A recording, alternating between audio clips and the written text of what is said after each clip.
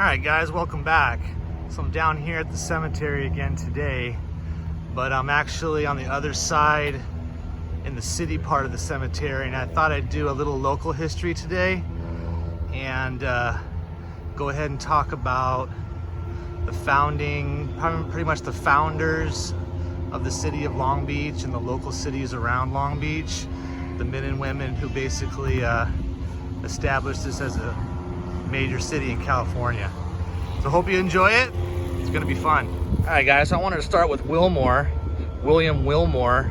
He founded the city of Wilmore, which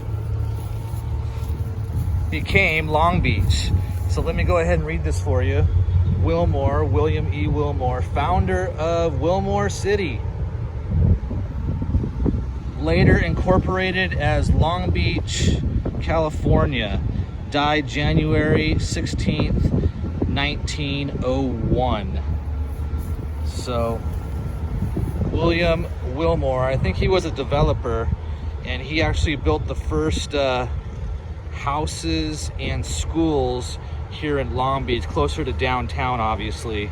But yeah, Long Beach then became a city about maybe 15 years after Wilmore City was created by William Wilmore. So there he is, Old Willie, erected by the Signal Hill Civic League, October 1913. Wow. So a lot of history right here, guys. Cool. All right, guys, so Hartwell. Anybody who lives in Long Beach or around the surrounding area has probably heard of Hartwell Park. So Charles Hartwell, back in 1939, established Hartwell Park. And now we have the fishing pond, we have all the bike paths, we have the baseball fields, the soccer fields. I guess he was a water director, and he convinced the Long Beach city leaders to go ahead and purchase the land to make and create Hartwell Park back in 1939. So I'm not sure if he's actually buried here, but this is the family plot. It's a mausoleum, and it looks like it needs some work. So it looks like somebody might have been sleeping up here. But super cool, Hartwell Park. I know a lot of people grew up playing baseball in Hartwell. My son played Babe Ruth ball at Hartwell Park. A lot of people I know grew up fishing at the Hartwell pond. So a lot of cool history right here. All right, so Wardlow. If you live in Long Beach, you probably heard of Wardlow Road, Wardlow Park, Wardlow Blue Line Station for the train. So I don't know a whole lot about this family, but I guess they were super prominent, as we have a bunch of places named after Wardlow in Long Beach. So we got father and mother. The way this usually works is they put a big headstone, and then they'll have the individual grave markers around the big headstone. So we have all of the Wardlows back here. We got Gladys, Myrtle. That's a name you don't hear too often these days. Myrtle. We got James Ray Wardlow,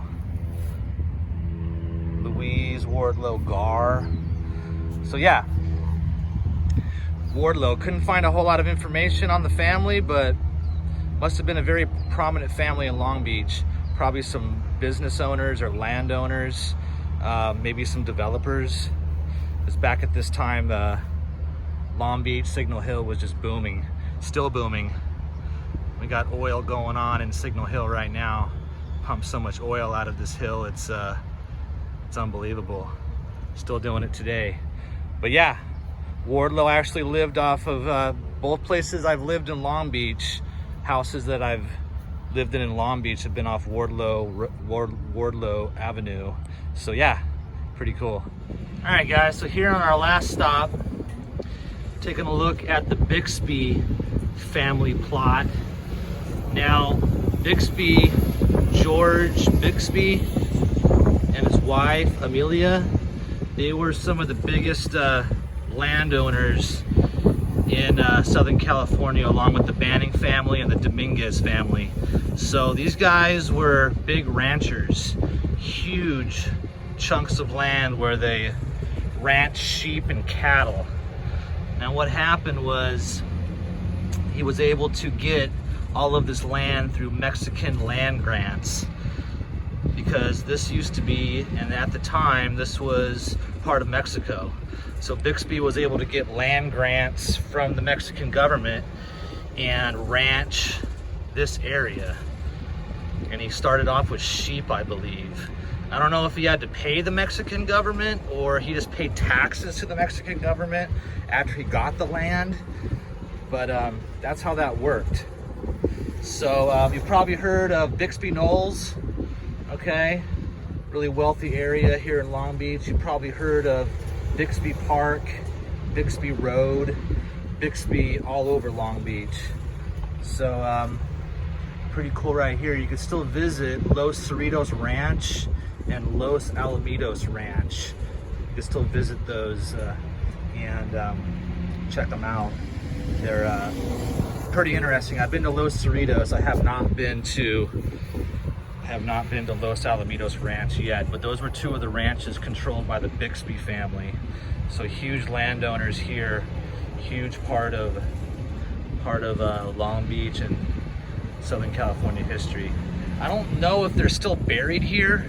I heard that the bodies were moved, or the remains were moved to some place in Los Angeles, but I'm not quite sure. But they were definitely here for a while. They're not here still. All right, so Bixby Knolls. All right, guys, so that's gonna wrap it up for today. Hope you enjoyed this video on some local SoCal history. I hope you get interested in some local history and check it out for yourself. There's lots to learn. You never know what you're gonna find. But if you do wanna come down to the City Municipal Cemetery, I will put the address in the description. Once again, I hope you enjoyed this video. Shoot me a like and subscribe if you haven't. If you do come down, I didn't mention this, but the Hartwell plot is the only mausoleum. So that one's super easy to find. Only mausoleum on the property. Super cool. So please subscribe and I'll see you next time. Thank you.